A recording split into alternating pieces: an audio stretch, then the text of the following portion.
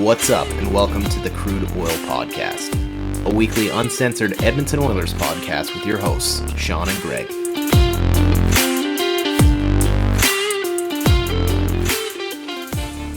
What's up, and welcome back to the Crude Oil Podcast. This is the Sven Butenshawn episode. What? You didn't warn me you were going to say whatever you just said. I was looking at Oilers that have worn 19. Yeah. And there's some interesting names that actually pop up here. Just to quickly go through the list, I know we've got a lot of shit to talk about, but Marty Reasoner, Patrick O'Sullivan. I blocked by him on Twitter, by the way. How?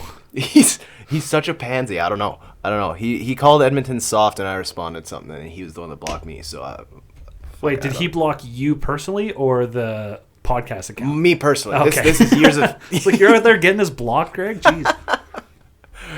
Oh, I never thought. I've got a new avenue now. Yeah, I can harass him some more. Justin Schultz, Pat Maroon, Mikko Koskinen to round out the bunch. Yeah. Numbers aside, how's it going? It's going good. I've been pretty optimistic after these past two games, barring first periods. Prefer to try and ignore those, but we'll get into that.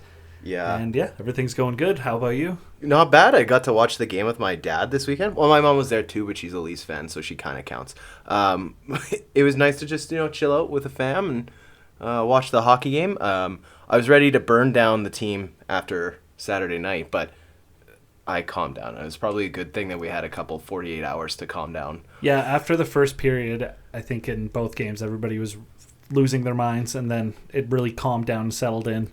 And at the end of both games, everybody was saying the same thing. If we showed up on time, we probably would have won. Yeah. So let's not waste any time. Let's dive into opening night on Wednesday against the Canucks.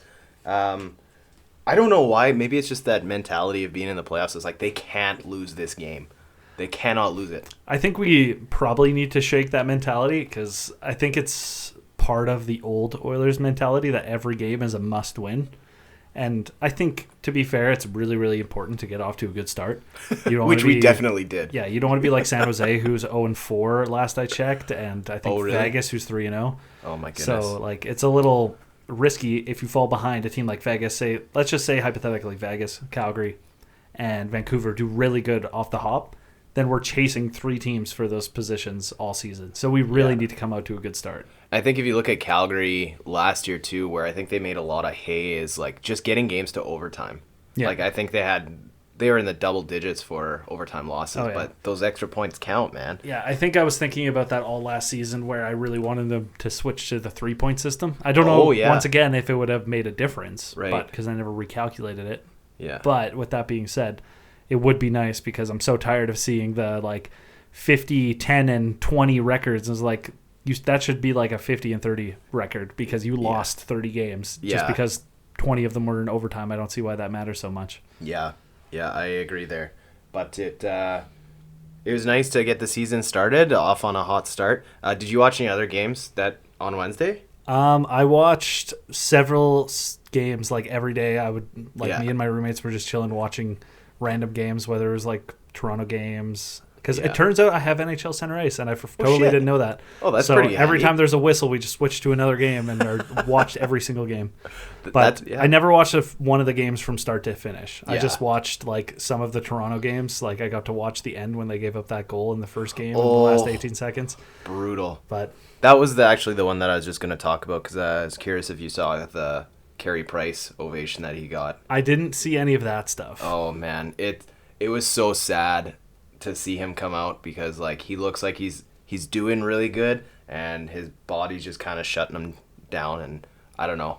It felt very much like a goodbye, but whatever. As long as the guy's happy, it was just something to see. But back to the Oilers. I guess the season technically started last week, but it technically started on Friday. Yeah. Even though there was a shit ton of preseason games still to come.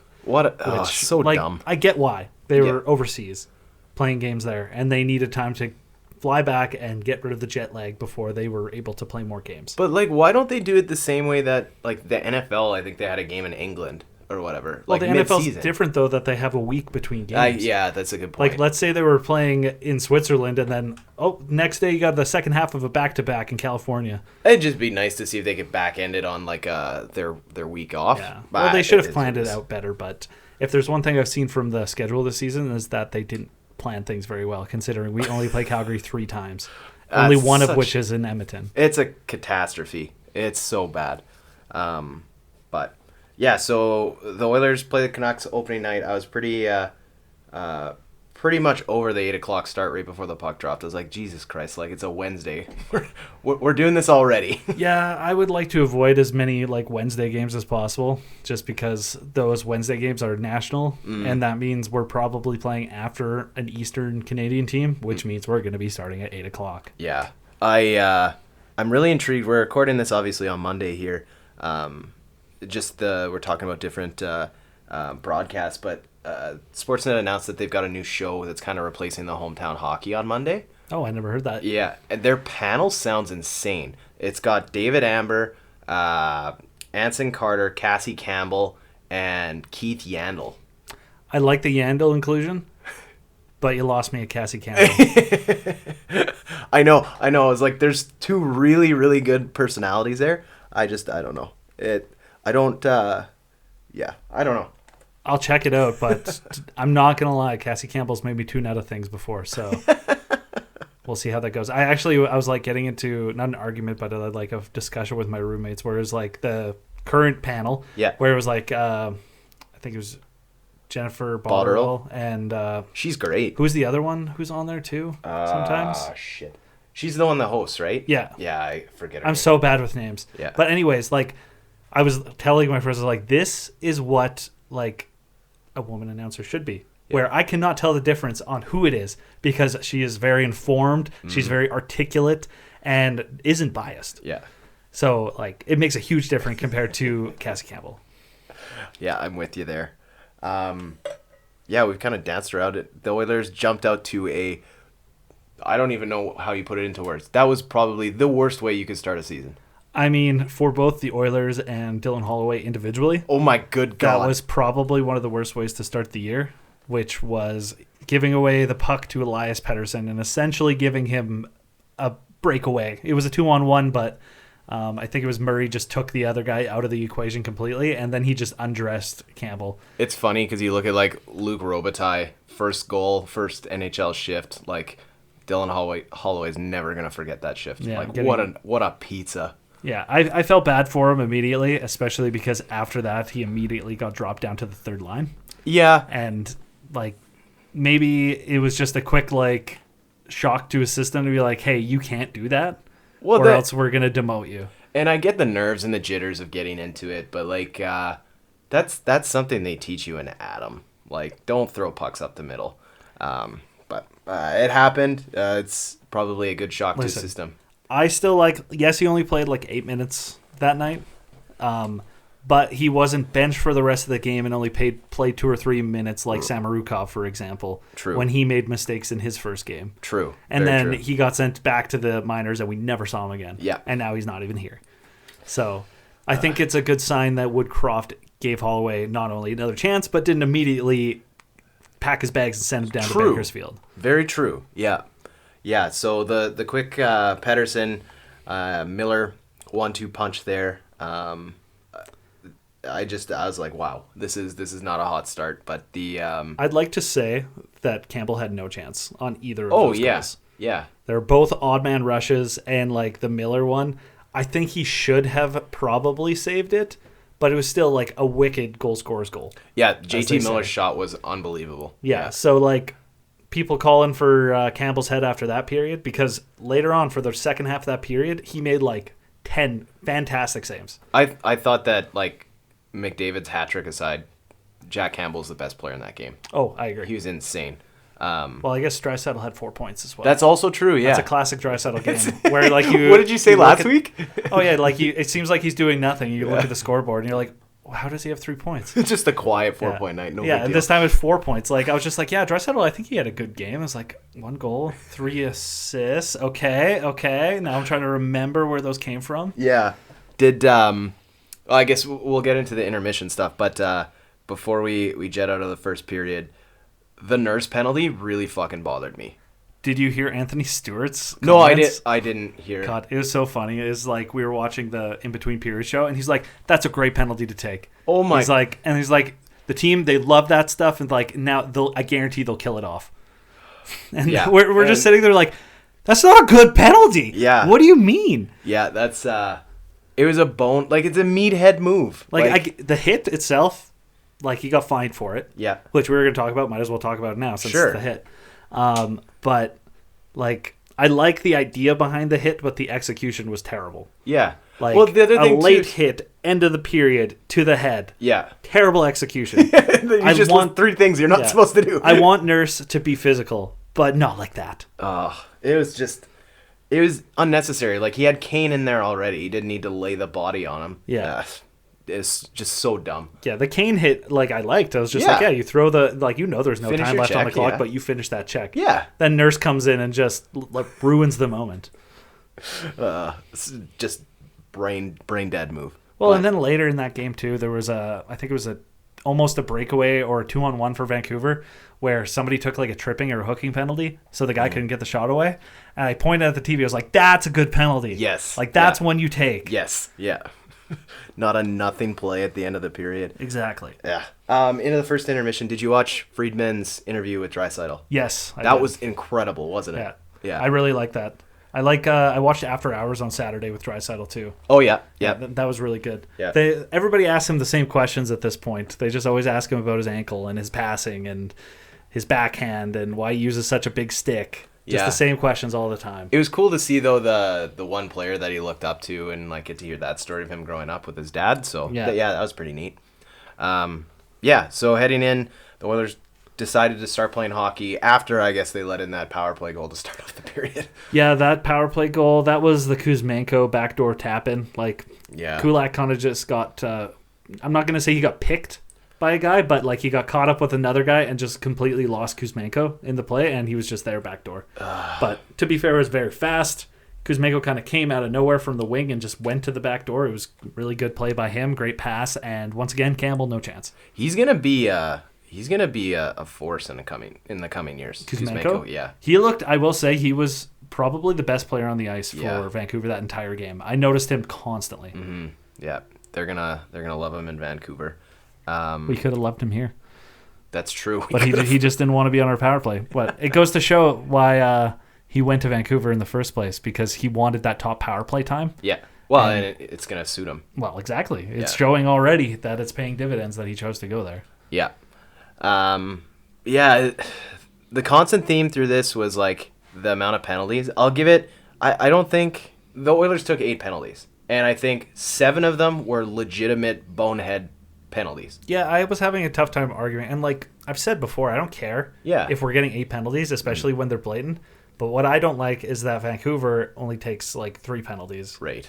Compared to that, like they should be within a few of each other, but like maybe Edmonton was playing significantly more sloppy, and there was also some pretty significant missed calls, which is on this next goal, which was Hughes getting high sticked by somebody. I don't remember. I can't remember who it was. It was at the point, right? Yeah. But he was down, bleeding, out of the play. They scored while he was recovering, and then he left the game for 10 minutes afterwards. Yeah. And a lot of people, like, Vancouver's obviously going to take the position where, like, the play should have been called. Like, it was a missed call. That's exactly what it was. But Vancouver had enough opportunities to get that back. Oh, I agree. Like, Vancouver, can't complain about it at all. I went on the Vancouver subreddit just to read some comments from people after the game to see how they felt about it. What was the temperature? And, they were pretty heated, mostly because they were disappointed that they lost. Yeah. But, there was probably a loud majority of people complaining about the Hughes thing, but then every comment after somebody would complain about the Hughes thing, it'd be like, dude, we had 8 power plays. Yeah. Obviously it sucks it was missed, but we shot ourselves in the foot. It's not that wasn't the play that lost us the game. Yeah, it's unfortunate, but yeah, those are the things you got to shake off and just get them again. It goes back to that Mcdavid goal. I don't know if you remember in the Calgary series. Last playoffs, where he had a goal called back, and the very next shift he just basically did the same thing and made that one count. But if speaking of special teams though, the Oilers obviously get the one from from Draisaitl. The second power play goal from Connor McDavid, that set play was nasty. That, like, I've said it a million times to people I know, where it's like, I see all these highlights where it's nice passing plays and stuff, but it's never Edmonton. They're always like, maybe one good pass and a snipe, or like a broken play that gets knocked into the net, but it's never Edmonton making those pretty passing plays, and I loved to see that. Yeah. That was like as textbook as you could possibly get. Yeah. It was very pretty, very pretty, but I want to see more of that this year. But that's part of the positives of having the same 5 guys playing on the power play for essentially the past 6 years in a row, like sans Hyman, Kane, or whoever they decide to throw in front of the net. Like everybody else, Nuge, McDavid, Draisaitl, and Barrie now have all been playing together. So I was going to ask that question a little bit later, but might as well ask it now. Like, is that the reason that Barrie's still on the power play? I think familiarity is really important there. And regardless of how people want Bouchard to take that position, especially playing third pairing minutes, Barrie's going to be getting those minutes, or else he's going to fall out of the rotation a little bit more. And I'd rather Bouchard killing penalties than Barrie killing penalties. Yeah. If I had to choose between the two. Well, that's a good point. I never thought of it that way, because there's also that aspect to it. But I thought the Oilers' special team was extreme. Special teams, let's put a plural on that, were very, very strong. Definitely Vancouver. need a plural on that. There was a lot of special teams. Yeah, no kidding. But Nurse obviously getting the one at the end of the period there. Did not expect that one. I was ready to settle in for the intermission. It's funny because I schedule these tweets to do up a draft of thoughts, and I was like, oh fuck, I gotta delete this now because I gotta go and gotta go edit everything before it posts. Yeah, but jumping into the third, Connor McDavid doing Connor McDavid things. Great goal by McDavid, but Hyman's the reason that was a goal in the first place. Absolutely. I was gonna say, watching this game, that I never noticed Hyman too much, and then he goes and does that play where he just fights for the puck and gets it to McDavid, and McDavid just does, like you said, McDavid things. Yeah. Hyman is one of those players, I absolutely love him on the penalty kill, because it's been a while since we've, and not that that's the point of it, but it's been a while since we've had people on the ice on the PK where it's like, we could actually score here. There's a thing on the Oilers subreddit now that they're spreading, and it's no longer called the penalty kill, it's called the power kill, because we're just as dangerous on the penalty kill as we are on the power play. Yeah, that's legit. I never thought of that. Well, fans of the other team that were watching and saying, I'm so surprised by Edmonton, because it feels like everybody who's killing that penalty, they just want to go the other way and they want to score. It feels like they don't even give a fuck sometimes. Yeah. And they're like, oh, we have a chance at a 2-on-1. Like, the defenseman's like, fuck it, I'll jump into the play. 3-on-1, they're frothing at the mouth for that chance. Well, yeah, the Nurse goal. Exactly. Yeah. So, I agree. Hyman was the workhorse on that. And then obviously the empty net to complete the hat trick. With that being said, did you see that lady that had a parlay? She had a 5-team parlay, and she picked individuals to score in 5 different games. Yeah. She hit every single one.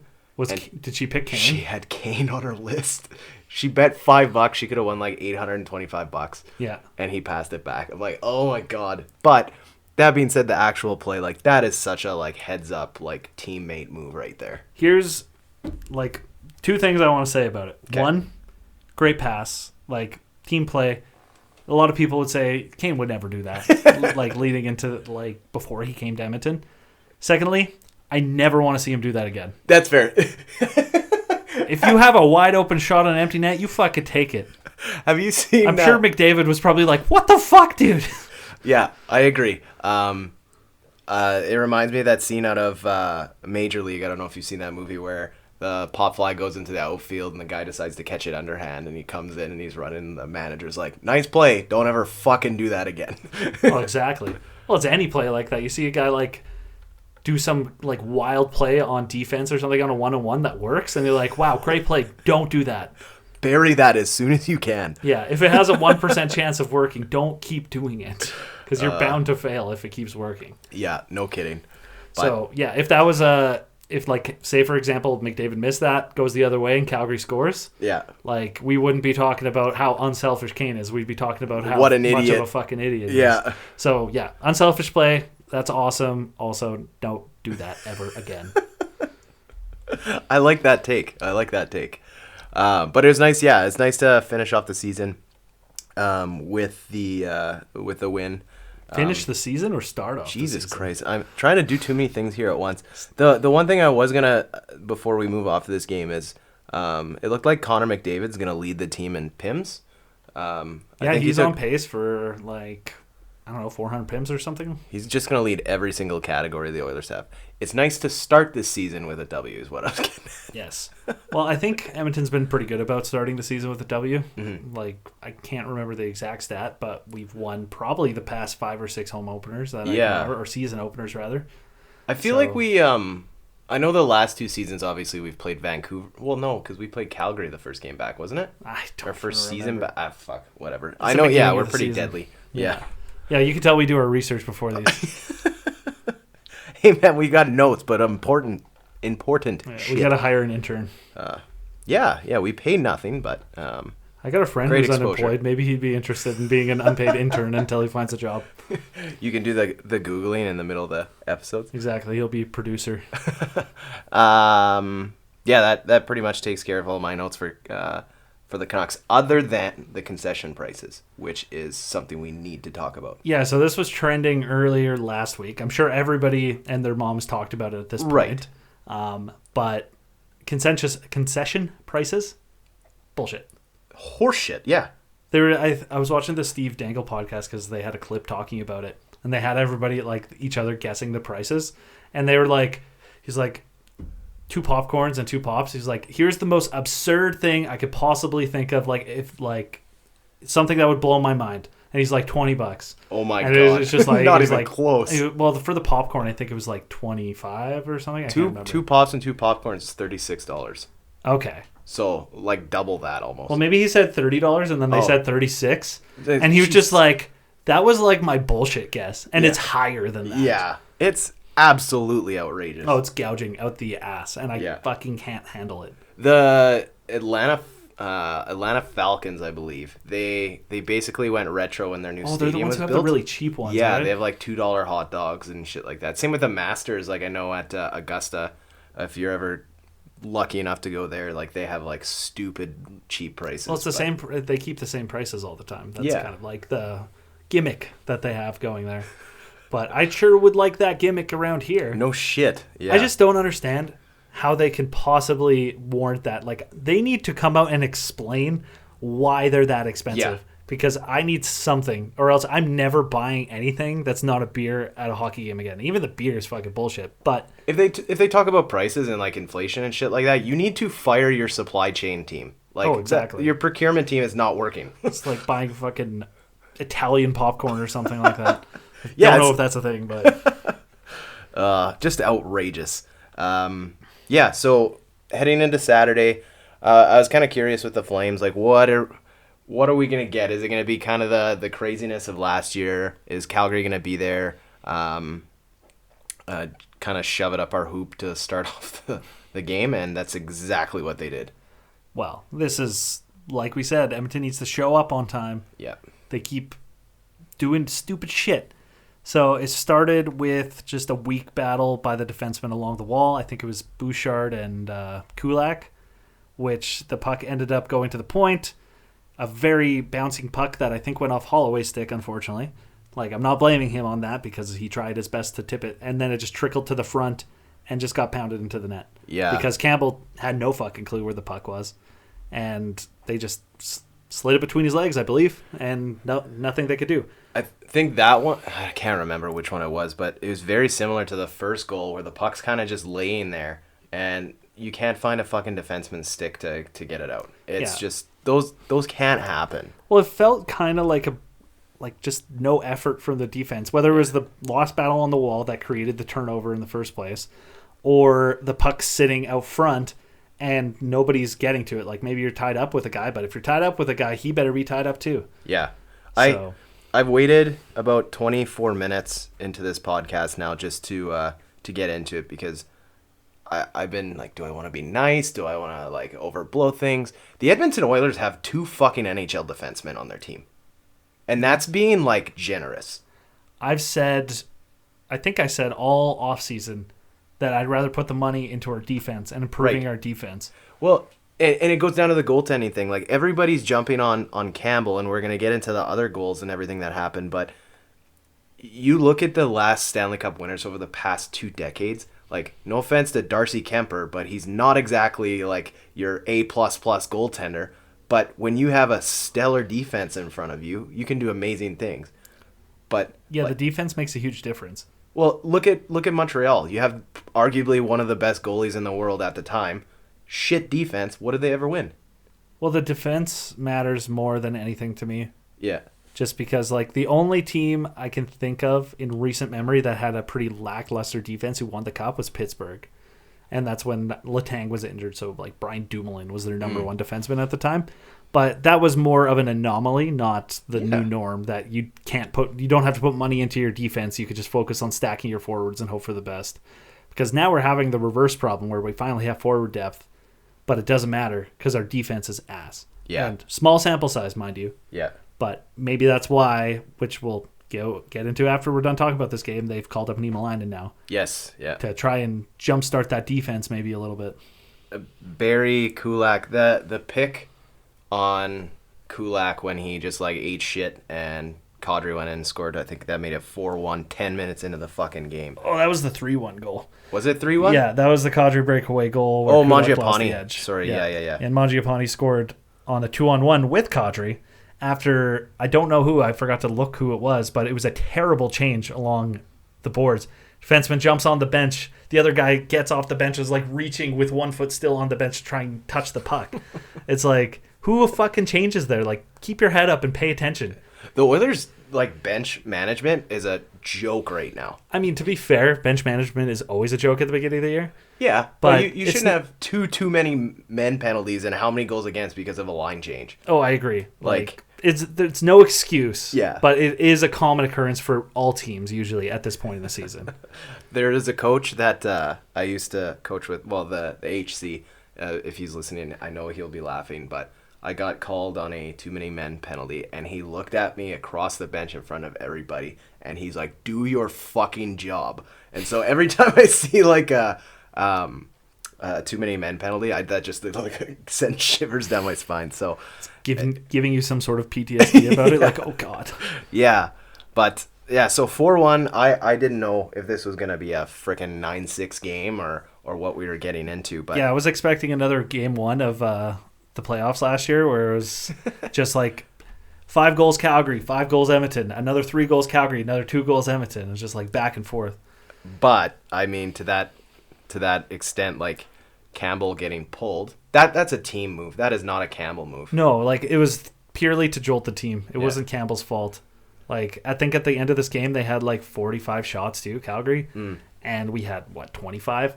So you can't expect to win getting outshot like that. Yeah, it's there's another stat that I'm looking at that I'll get to in a moment, but you have to do a change. You have to call a timeout. You have to do something different. And I think you saw it on Campbell's face on the bench, like he was upset.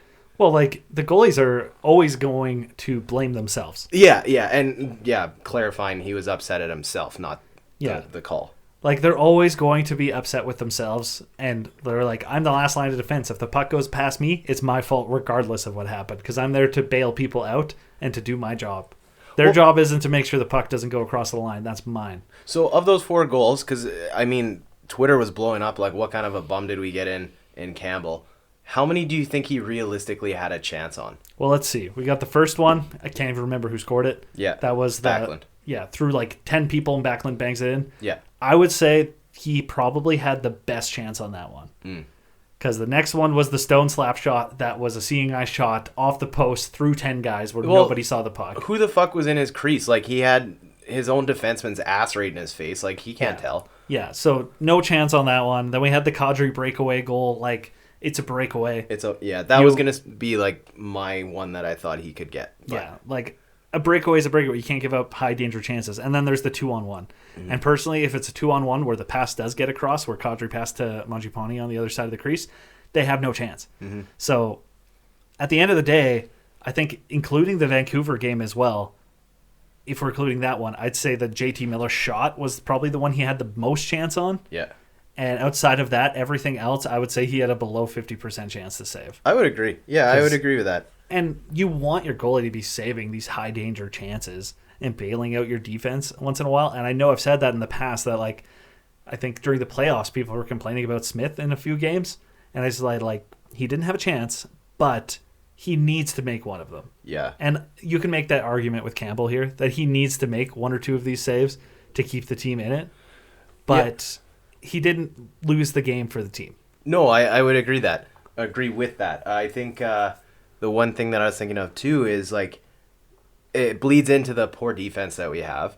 The one thing that the Oilers were really good against the Canucks is they kept the puck outside, and whenever Vancouver, like, I'm a firm believer that Jack Campbell, if he's probably maybe top 3 goaltenders in the NHL when he can see the puck.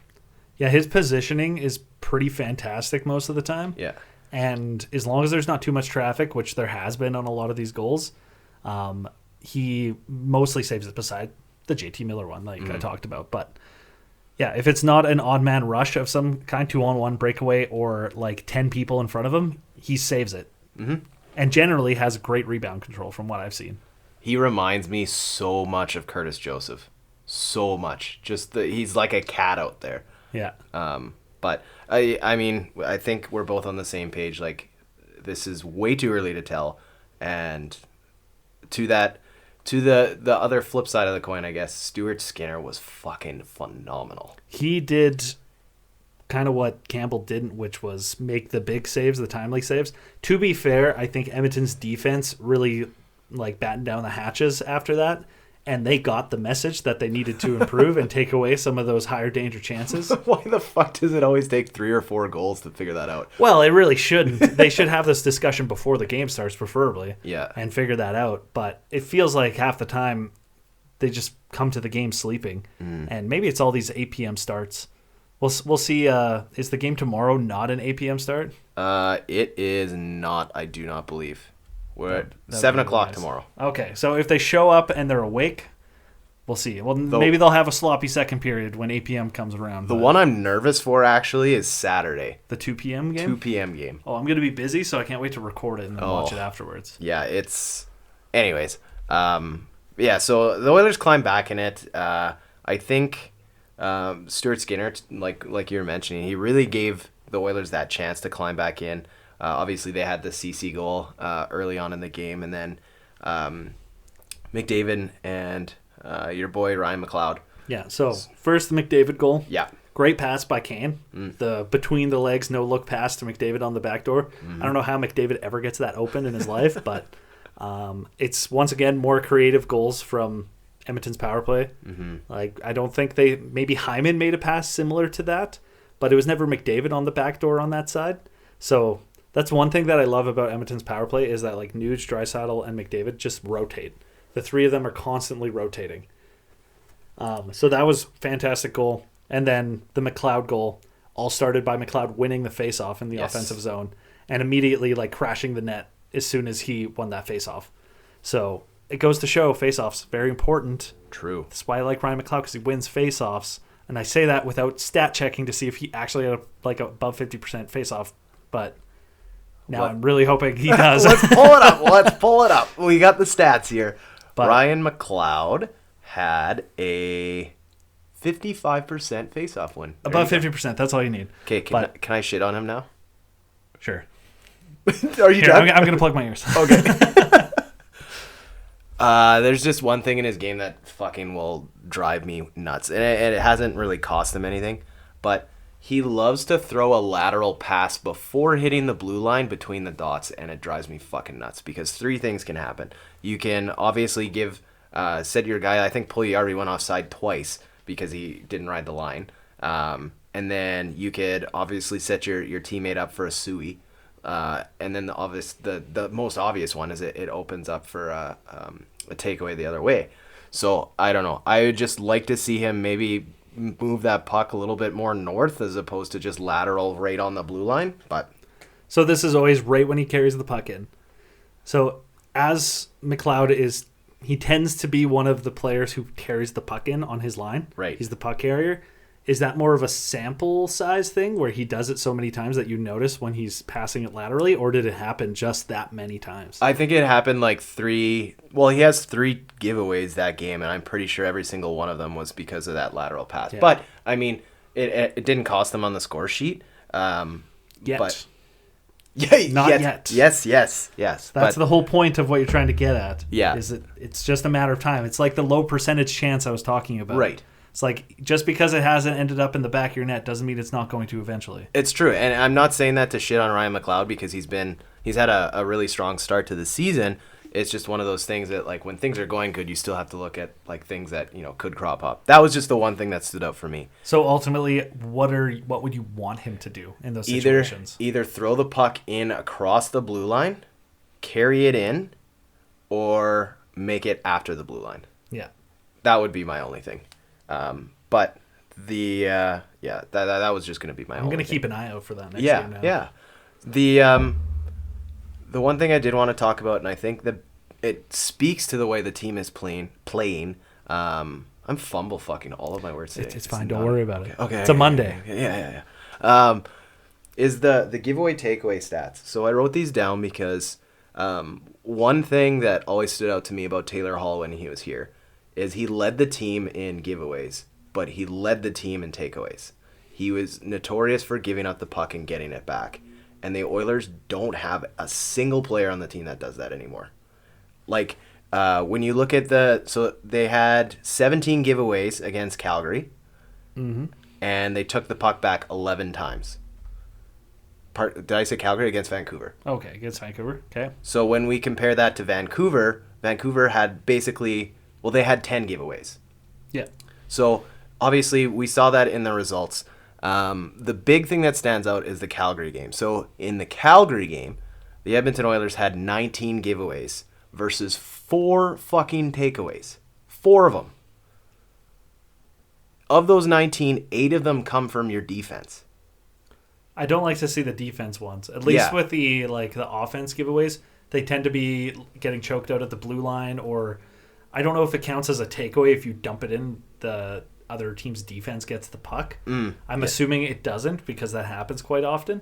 But generally speaking, it's an offensive zone giveaway. Yeah. Like, I'd really like to see some more advanced stats too, because Edmonton that's kind of their style. They're not a dump and chase team versus Calgary, who is a little bit more of the dump and chase. So they have more opportunities to give the puck away because they tend to try and carry the puck in, whether it's McDavid, Draisaitl, Nuge, McLeod. Essentially, those 4 are like the big puck carriers. So one of them is probably giving... If you look at those stats for the giveaways, I'm sure the 4 of them are probably, in terms of forwards, they're probably at the top of the list. Yeah. But the defensive giveaways, to be fair, I do not like, and I don't really have much of an excuse for, because those tend to be a lot more high danger, I would think. Yeah, I would fully agree with that. And shocker, who do you think has the most giveaways of those defense? Well, I want to say Nurse just out of sheer... Absolutely. The number of passes he probably makes per game would result in more giveaways. Unless it's like an exponentially larger amount, like he has 7 of those 9 or something like that. So our defense is credited with 16 giveaways, and he has 6 of them. Okay. So it's 6 out of 16 isn't that bad considering he plays he's the most minutes minute on the muncher for sure. But back to my my question. So about the defense, it's not really a question, it's what I was talking about earlier. But with the defense, who are your 2 NHL guys if I were to ask you? Well, probably Nurse and Cece, I would assume. That was the 2 I had. And I think they are all NHL defensemen. Maybe not the... Actually, no. I think they're all NHL defensemen, except they just lack that top-end elite talent. So it kind of makes things a little bit difficult to properly judge them, I guess. Yeah, I would agree. But at the end of the day, when it comes to giveaways and takeaways, you have to look at them in a more detailed way, because like I was saying for Nurse, for example, I remember Gregor harping on this last year. Maybe it was even the year before. But what he was saying was essentially like, yes, Nurse does have a lot of giveaways, but he has like 10 times as many successful breakout passes than anybody else on the team. So in terms of a percentage of the passes he's making, he's like far and away above everybody else on the team. It just feels like just the breakout is just, it needs some tinkering. Yeah, I don't know what Manson has to look at there, but there's something going on there that, I don't know, the guys just don't seem to, maybe they don't think they have as much time at the puck as they actually do. Yeah. But that's more of a rookie problem usually. Well, it's weird because like one of the Barry Kulak defense pairing is going to put me in an early grave. Yeah. But did they put Murray with Bouchard now? Yeah, Murray's with Bouchard, and Bouchard has made some kind of like dumb mistakes this year.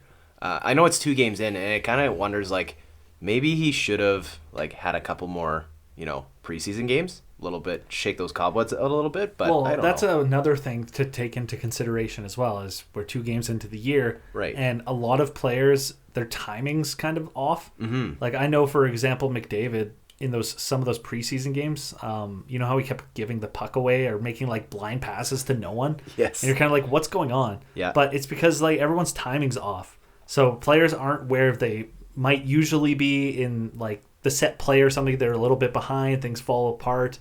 And the same goes for the breakout pass, where timing just isn't always there because you're trying to get up to NHL speed. Because even if you're playing preseason, that's not NHL speed. None of those players are, besides guys who are fighting for a roster spot, none of them are truly trying, I would think, that hard. Mm-hmm. I fully agree with that. The speaking of Connor, like if we're gonna shit over the giveaways and takeaways, like he led the team in the first game, and I don't know, it's not a fantastic stat to give up 5 pucks and have 0 takeaways. No, it's not. So I know I said the Oilers don't really have anyone that would, get those pucks, the Taylor Hall-esque. I think I'm going to walk that back because I don't think that's fair to Leon Draisaitl. Yeah. Like that guy. He's very good at giving the puck away and then taking it back. Yeah. It's kind of his specialty, I thought, now that I think about it. But yeah, at the end of the day, I think the takeaways, giveaway stats is similar to plus minus in the sense that it just doesn't tell the whole story about what's going on. Like a giveaway could be like, say you're carrying the puck into the offensive zone, your entire team's going to change, so you go and tie the puck up along the boards, and eventually they take it from you, and there's 4 guys on you, and they take it away. That's a takeaway. Yeah. Misassignment, like if a guy's supposed to be going this way, he goes, the other way. I can see how that, but just I thought that was something interesting that stood out there. Let's talk Dylan Holloway. What about him? Maybe that's the moral of the story, is what about him? He hasn't exactly shined in these 2 games. To be fair, I don't think he should have to shine with the roster that we have. But I would have hoped for a bit more. But I think he's maybe a little bit nervous after that first play. If that wouldn't have happened, I'd like to see how these 2 games would have went for him if he never had that giveaway. Yeah, I think next week when we record this podcast, we'll have a better idea. The Oilers have 4 games in between then, but I'm just going to go out on a limb here, and I would like, if nothing changes from Dylan Holloway, like everything that we've seen in the first 2 games, granted it's 2 games, like small sample size, but if that's what we're getting in the next 4 games, send him back to Bakersfield. Only if we have a fully healthy lineup. True, but like when you look at the lineup right now, you have McLeod skating on the 4th line. Well, that's the thing, and that's what I mean right now. I'd be okay with it, in the sense that now Fogle and Yamamoto are healthy. They can both slot into the top 9, and then we have a really solid top 9. So, and I don't want to give up on the guy, but we'll see, like you said, by next podcast, once they've played 6-7 games, see how he's playing, see if he's getting a bit more confident with the puck, if he's getting more chances, or if he's still playing a little tentative. Mm-hmm. Because he's afraid to make another mistake. Like, that's the last thing you need. You need confidence in the NHL. Everybody talks about that with Jesse Puljujarvi all the time. Mm-hmm. So I would hope that they take that to Holloway as well. And you don't want to rush guys. And we've crossed this bridge 10,000 times at this point. Yep. It's like, give the guy a chance to mature, but don't ruin his confidence at the same time. Exactly. It's kind of walking a fine line, because you don't want to Samorukov it. Yeah. But you don't want to, like, give him too long of a leash like maybe Puljujarvi got at the beginning of his career. That's fair. I just they have to do something to give him looks in the next couple of games, because he's 8 minutes on ice both games. Like, that's not doing anything for him. No, he's playing fourth line minutes, really, at that point. I'd rather if he's not playing at least 12 minutes a night, because I think that would be about third liner. Yeah. Saying like the first line's 20 minutes, then 60 minutes, 12 minutes, and then 8 minutes probably would be a good separation, I think, ish. Mm-hmm. Then, yeah, if he's not playing third line minutes, or in the top 9 for that matter, like say, for example, they drop him down to the fourth line, unless they're running 11 forwards and like rotating McDavid, Draisaitl, and Nuge with the fourth liners, then I don't really see the point in keeping him in the lineup. I know we're now really tempering our expectations after the preseason, and I think the last podcast we were hyping Holloway up, but everybody was, to be fair. And this is what people need to expect. Well, the other thing that I'll kind of walk back my own point, though, too, is in the first 120 minutes of hockey, 32 of those have been on special teams. Yeah, and so Holloway doesn't play on... Well, he plays on the second power play unit, but they don't really play in Edmonton, to be fair. So, like, it's the same with Fogle last year. He wasn't on any of the, like, special teams, and he completely fell out of these kind of games where there's all these special teams because he doesn't kill penalties, he doesn't get on the power play, and the lines just get super fucked up with all those special teams, and they're rolling Draisaitl with McDavid, and they've got everybody all over the place. So yeah, it wouldn't maybe be a bad idea for Holloway to go down and like play top line special teams, number one power play, maybe even the PK down at Bakersfield to get those minutes, learn those crafts, and then be able to translate that into the NHL so he can get more involved in the game if he's not going to be allowed, I guess, to play in the top 6, if not the top 9. Yeah.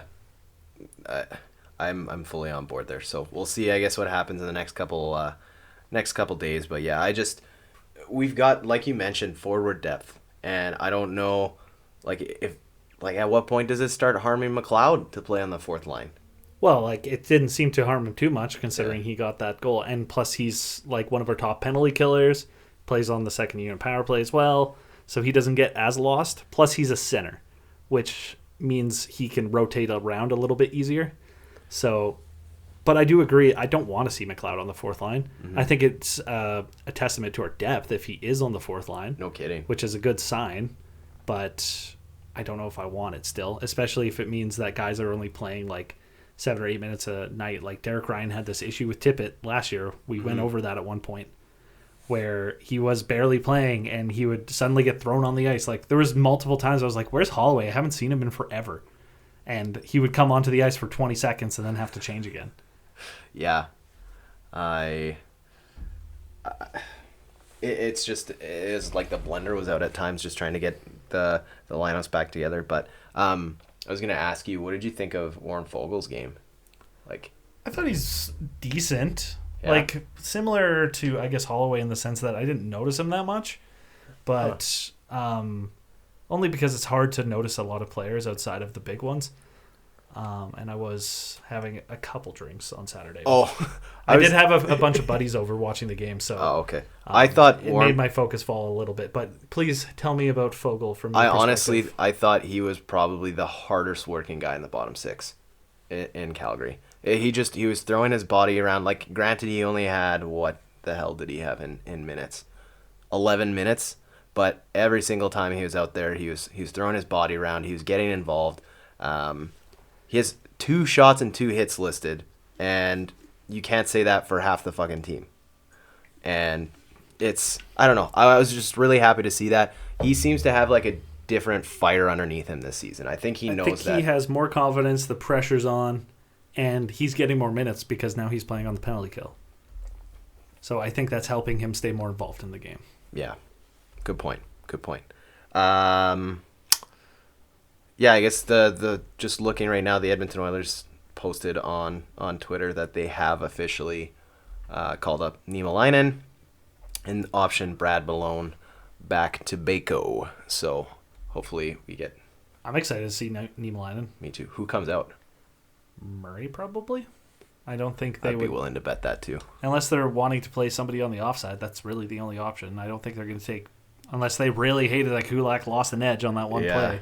But sometimes that shit happens. That literally just happened minutes prior on the other side with Rasmus Anderson. So if they do pull Murray out, though, they've got to shake up the lines. You can't put Niemelainen and Bouchard together. Well, you could. Bouchard's not a rookie anymore. I know. But I'd rather see Niemelainen with Barrie. Yeah. Because I think they complement each other with their play styles, to be fair. But it's funny that you're commenting on how Kulak and Barrie is going to give you like a heart attack. Yeah. Because I know after the playoffs, you were hyping up that pairing, saying how good they were together. Sean, I change my mind every day.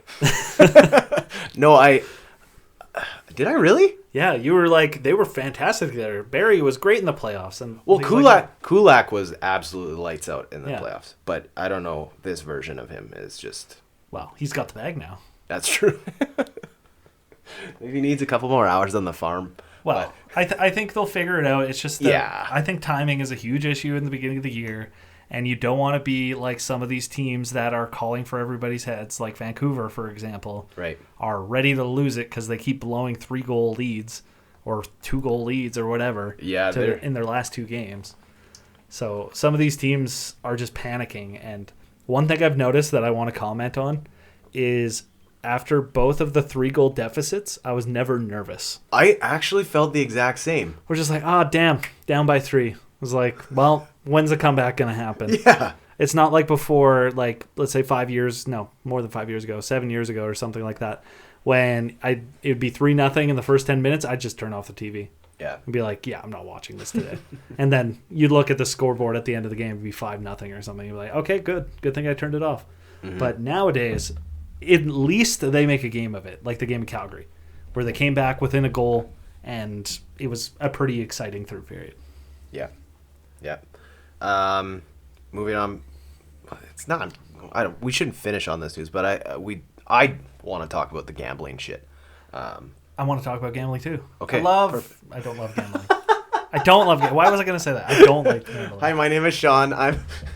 I've already learned my lesson with gambling. So Yeah. I'm not interested in it in any way. What piqued this debate, actually, well, not really a debate, but I was interacting with Nation Dan, our buddy over at Oilers Nation. I want to preface this by saying Dan is one of the nicest humans on the planet. And I just thought his take about the gambling and commercials, I didn't agree with it, so I shared my perspective of it. But the amount of ads that we're seeing in between commercials is getting to be disgusting. It makes me physically uncomfortable most of the time. The same stuff over and over and over. It's Bet 365, Bet 99 with Matthew Barnaby. MGM? Bet MGM? I don't know what it is. With Both Gretz? Gretzky and Connor McDavid now is in those ads. And Low-key one of the funniest commercials, though. Oh, it's like it's one of yeah. the better ones. It's better than like the one from last year with Gretzky walking toward the camera being like, I like sports betting. Check it out. It was like, none of that. Like, I don't want Jesse Pinkman trying to sell me on sports betting all the time. Like, it's not exactly doing it for me. And it's the same with Matthew Barnaby. I don't really care. He's just like, I haven't retired. I gamble now. It's like, okay. But with any of this, it's all a bunch of horse shit anyways. Mm-hmm. But I know you want to talk about this in more detail. No, I think that it sets a bad precedent because a lot of people are going to start gambling. And believe it or not, addiction is like in your DNA. It's predisposed. People who have it may not realize they have it until they have, they engage with it. And so if you get a bunch more people starting to gamble, you're essentially seeing an industry that's like profiting off of people's addictions. And I think it's gross. Some people can manage it and many people cannot. Yeah. I'm okay. Like same with obviously with other vices, like you can partake and be okay. I realize that people have the ability to turn that off, but it's kind of like smoking. How many ads do you see about smoking on TV? Well, it's the same thing with smoking that I would like it to be like stamped everywhere with all these warnings and things like that. Yeah. Like every single gambling ad has to be followed by a gambler's anonymous ad. Yeah. Or something like that. And I feel the same way about like beer commercials and everything like that, where they, what's the word I'm looking for? Just put it in the spotlight like it's this great thing. Yeah. But at the end of the day, it's not. It's that's just my personal take. Like, and just to tie a bow on the conversation, I was really appreciative of his comments when he was just saying like, I need to do more, educate myself on this stuff, and I think that's the least or the most you can ask. I don't know. I didn't ask for that. To be fair, anybody who says that, it shows that they're a good person and capable of critical thinking. Exactly. But my take with sports gambling, like, I'm happy that it's legal because I think it's fun occasionally. But my issue with it specifically is the ease of it. So, and it's not just sports gambling, it's all types of gambling. So, like blackjack and all that. So, like, when video blackjack, when I could open Play Alberta and be gambling, like, within 5 seconds of turning on my phone, like, that is the problem. I don't care about sports betting if you had to, like, go somewhere physical or it takes, like, time to do it. But you could bet, like, what, $100,000 if you really wanted to in the span of 30 seconds from the couch at your house. Yeah. And now it's like all these people think that they're not going to be losing this money, and they do, and put themselves in shitty positions. Yeah, I completely agree. Yeah, at the end of the day, my overarching theme here is that it's too easy. Yeah. And I hate how much they're shoving it down everybody's throats. And the reason I wanted to talk about it today is I think they've crossed the line. There's one ad that's out there. I don't even know what company it's for, but it's John Lovitz is in the commercial. The premise is the guy goes to the bathroom at a party to go make a bet, and John Lovitz pops in and tells him about this this betting ad, and he's like trying to keep him quiet so that nobody hears him in there betting. Like, what the fuck are you promoting? I think that's the score. Is it the score? I think so. I just Googled. We're not going to play that ad. So, yeah, no free ads. Yeah, he's talking to a guy in the bathroom. So yeah, it's the scores betting or whatever. That's where it's like, okay, now basically you're doing it and hiding it. Like, that's addiction 101. Yeah. Supporting the hiding it mentality. Yeah. Like, I don't like any of it, honestly. Yeah. And I think at the end of the day, a lot of people share it. And it's everybody's choice once you're of legal age to do it. Mm-hmm. And that's fine. I'm not going to complain that you want to go sports gambling. I just don't want it to be like every 5 seconds have somebody slap me across the face with a new app. Be like, go check out this app for a free like $100 credit if you deposit $100. It's like... Thank you. That's the exact summary I was trying to put together, but you did much better with better words. So. Well, I was watching the game with my friends on Saturday, and everyone's saying the same thing, and they're just like, I think I've seen this sports betting ad 10,000 times. It's like, once it's like, okay, cool, and then the second time you're like, okay, then the 10th time you're like, please fucking stop. Yeah. And I guess that's my personal take with ads in general. Like, right now, my new pet peeve is the legacy heating and cooling ads on 1260. Where they have their stupid, shitty songs all the time. Or call him Bruce, like, every time Wow. Like, and I've talked about the Spence Diamonds ones in the past. But, like, currently it's the legacy heating and cooling ones where if I hear them start talking, I change the radio station immediately. Because I'm like, I don't want to get their shitty little jingle stuck in my head again. But that's too funny. There was one thing we missed talking about that I want to talk about, and that's that Skinner's getting the start on Tuesday. Oh, shit. We totally, breezed right by that, and I looked at my notes. I was like, oh, fuck. So I know there's been a lot of people, and we talked about it already, complaining about Campbell. Yes. And we've already had our take where we think Campbell didn't really have a chance, got hung out to dry by his defense. And personally, I thought Campbell should get the start again. Same. But with that being said, we've also talked about how we essentially want Skinner to have about a third of the starts. So I think this is more of a reward for Skinner getting this start. For example, I see what you're saying. Like, it would have been a pre-scheduled start anyway. Yeah, in my opinion anyways. Like, I think this is, like, a reward for Skinner, maybe, even if it wasn't pre-scheduled.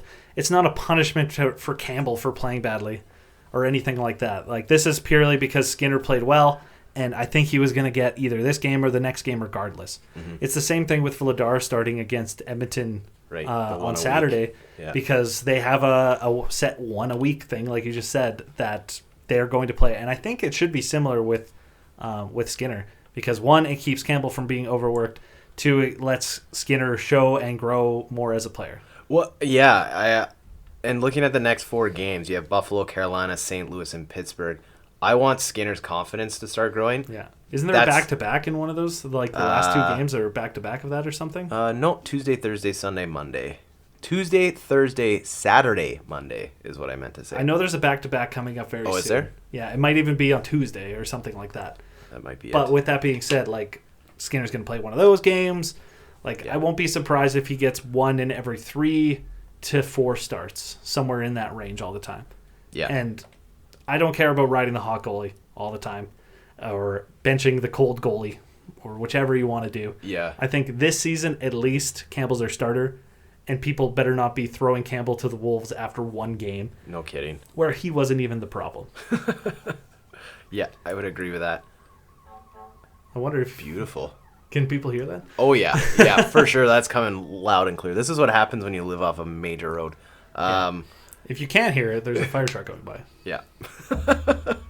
These fucking things wake me up at like 3 in the morning. It's so annoying. So when I was in second year university, yeah, I lived across the street from a fire hall. Holy shit. Literally, like, every single night at 2 or 3 in the morning, they would come out, sirens blaring all the time. And eventually, about halfway through living there, I, like, tuned it out. Didn't even notice.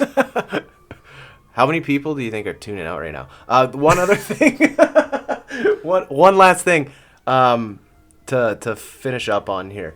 The virtual ads. Is the fire, like, right here? I have no fucking clue. Like... Okay, it stopped. Wait, does that mean the fire is here? If it stops? Yeah. Honestly, they'll just fucking blow their like horns, just get through the intersection. And That's just, what I would do. Yeah. Anyways, virtual ads on the boards. It's a fun time making fun of them. I'll say that much. Oh my god, they were better on Saturday. I'll give them that. But I was watching the Leafs game before, and I noticed a difference because obviously the Oilers have to introduce. We didn't even talk about Oilers Plus yet. Jesus. Oh, we can talk about that after. Yeah, but the Oilers had that Oilers Plus ad, and it's so interactive. And the Leafs, everything on their game was static, and then it just changed. And I think when you have that interactive shit, that's when stuff breaks. But well, I think the issue so far with those ads is that they're doing it. First of all, there's ones that move. That's really bad. Yes. Because it completely pulls your eyes. I think I saw a the GIF. Puck? Yeah, the puck. So there's one ad where the puck starts in one corner, rips around to the other corner. And, like, it's so distracting. And, like, all you could think of is, like, if the players could see this, they'd be fucking losing their minds. No kidding. But it's very jarring sometimes, especially when it changes, like, mid-play. Not even when the camera changes different angles or they go to a commercial, like... It needs to be set in stone between whistles, I think. And they need to cut away, add it, and then cut back so it's not so jarring. And then, I don't know, they just need to get rid of it, honestly. I feel nauseous sometimes watching it because it completely takes me out of it. How pissed would you be if you're a company that's like buying board ad revenue? Board ad, that's not revenue to them. But buying board space and like the only people that get to see your ad are the people at the game. To be fair, I think that's probably part of the deal. You think it's probably adjusted? Yeah, if it wasn't adjusted, then yes, I would be very pissed. That's a good point. Because, well, and to be fair, their ads are still there, half the time, because the virtual ads aren't always going. But I think it was in the Vancouver game, it was like glitching super, super hard in the first period. Yes. And just terrible, and I don't know, I think everybody's already tired of them, so maybe they should pay back those sponsors. And maybe figure out a better way to do it. Don't do white boards with white jerseys and think that that's going to work out. Yeah, finally, Oilers Plus. We are motoring today. Oilers Plus, are you going to buy it? I'm actually like almost rebelling against it. I'm not going to buy it for 2 reasons. First reason is that they have taken free content like the live pregame stuff and the postgame stuff, and are now making people pay for it. Yes. And the second reason is that I already forget what my second reason was. Nice. I think that was the main reason. I don't know why I said 2 reasons. No, I'm with you. But the other thing that I was just thinking of is, holy fuck, Sean, I forgot mine too. God damn it. I will say that I will do the free trial once the HBO thing is out, or like the style show. Mm-hmm. Once there's a few episodes, and just binge that over a weekend or something. But I'm not paying $60 for what should be free content and is free content from several other teams in the NHL. Yeah, that brought me back to my last point. Is that from the initial responses of everybody that's popping up online, they're like, don't waste your money. Yeah. Like, that would be the only thing I watch is the drop. The idea, kind of cool. Execution so far, very poor. Yeah. What would make it worth it to you? What would make it worth it? What would they have to add to it to suddenly make it worth it? Honestly, like, this might sound dumb, but if they pulled the free shit out of it, I might be more willing to buy it. But it's the fact that they're taking free content and putting it behind a paywall now that pisses me off. I mean, it makes me wonder, like, I know you can make money, say, for example, on YouTube if you have enough viewers and stuff like that. It's like, why don't they just put it on YouTube? Yeah. And, like, it probably won't earn as much as the people, especially early on, doing these subscriptions. But this is going to, like, tail off where people realize it's garbage and aren't going to bother getting it. And you're only going to get the hardcore of the hardcore, like, 2,000 maybe people who are willing to pay for it. It's, again, money grubbing from the Edmonton Oilers. It's just, it's a joke. But, there was another price gouging thing. It's not related to the Oilers, but it is related to Rogers, which is related to the Oilers. Sick. So, I was looking at tickets to the Blink-182 concert that's coming in June. Yeah. So, we were looking at the pre-sale first. Okay. For nosebleeds, for the upper bowl, $150 minimum. Holy shit. Lower bowl, $250 minimum. Floor was like $400. And we were looking at, that was the pre-sale, and the public sale was today. And there's already people scalping and trying to sell tickets on Ticketmaster for $3,600 for floor seats. Holy shit. So, like, my buddy was buying tickets for us, for 4 of us, and he only managed to get 2 at a reasonable price in the upper bowl. And it was like $250 a ticket. That's so dumb. And, like, even that, like, that's ridiculous. I said my, like, ground is, like, I'll pay $200 for floor, and that's already a stretch. And, like, I'll pay $100 for lower bowl, and I'm not sitting in the upper bowl. Yeah. Because, like, at a concert, why would you want to stand or sit in your seat where if you stand, say you're in the upper bowl, and if somebody bumps you, you're going to fall 3 flights of stairs. I was going to say, like, Rogers of all places, dude, that's the last place you want to be standing, potentially falling. Well, I already saw a guy get thrown down a few of those fight? seats. Yeah. Oh, my God. God, what a fucking tool that guy is. I saw there's 2 angles of that fight. The second one that was posted, whatever started the fight, Buddy just got fed fists. Like, it was insane. It's funny, the guy's friend who was, like, trying to punch the guy in, like, the back of the head who grabbed his buddy, they looked like... It made Alex Salmon look like a good fighter. Like, it was not very pretty. And you know what? It's probably something stupid of, like quit leaning forward. That's probably what set it off. Oh, I'm sure it was something stupid, even though they have that randomly posted in the game where it says, please do not lean forward. Do not obstruct the view of other patrons.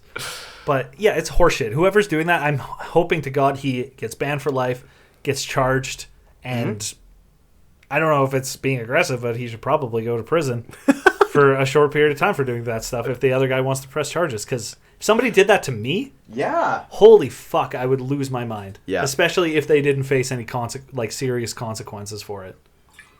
Yeah, I would agree with that. Like, I'm sure the guys that are fighting, like, nobody should be fighting. Yeah. Like, you do it if you have to. Like, the guy was trying to defend his friend, but, like, come on, Don't be a meathead. Yeah. Yeah. And he threw his hat. If somebody threw my hat, that's enough to set me off. Don't Exactly. throw my fucking hat. Yeah. God damn. I was watching it with my cousin. My cousin's just like, it makes sense that he grabbed him and threw him. He threw his hat. I was like, no, he threw the other guy's hat. Fuck. I was like, this is fucking horseshit. Oh, I'm just getting heated thinking about that. If that was me, I would fucking lose my mind. Yeah. Yeah, that... nuts. But is there any more positive news to end this off on? Oh, we got another game tomorrow night, Sean. We got Buffalo in town. Oh, Buffalo. So I'm excited to watch Buffalo. Yeah. I did watch their game against somebody. I can't remember who they were playing. But they have some exciting young players there now. Yeah. And see players like Dolan, what did he do? He snowed the one guy who tripped his teammate. I saw that. That was so fucking funny. If somebody did that to one of the Oilers players, I'd be so mad. Yeah. Yeah. It'll be interesting. I'm really looking forward to Carolina and Pittsburgh. I think those are going to be good tests to see what they're made of. Carolina's going to be a good team this year again. Yeah, Carolina's scary. And this is all whatever they're doing so far. I haven't even looked this season. They don't have Pacioretty playing either. So would be nice to get a nice top 6 forward for literally nothing. Mm-hmm. Oh, wait, we got that last year. Well, Buffalo, Carolina, St. Louis, Pittsburgh coming up. We'll actually get to record next week during the game, so that'd be sick. Is the game on Sunday next week? Or Monday? It's on Monday. Sorry. What time is 6? that? Do we watch the game and then record? Ooh. Is that what we should do? Or should we watch the game and record? You know what? We could probably talk about this. These people don't give a shit, do they? No, everybody tuned out by this point. That's a good point. If you're still listening, I guess you're one of the real ones. Yeah, we'll see if we'll do a live during the game podcast next time. We won't do it live, but we'll record it during the game. That's what I mean. Love it. All right. See you next week.